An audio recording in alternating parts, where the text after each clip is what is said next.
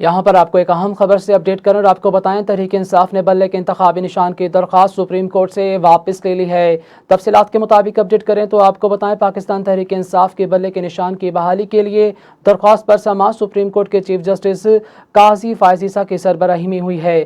3 رکنی بینچ نے کی سماعت کے آغاز میں چیف جسٹس پاکستان نے بیرسٹر گوہر سے استفسار کیا، آپ کون ہیں؟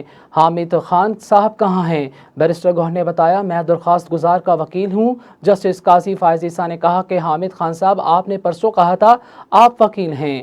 حامد خان بولے، ہمارا کیس اس وقت پشاور ہائی کورٹ میں ہے۔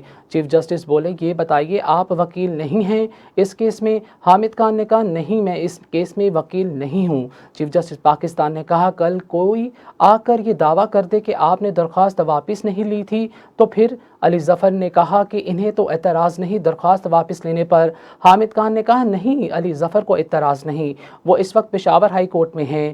سپریم کورٹ نے تحریک انصاف کی جانب سے درخواست واپس لینے کی بنیاد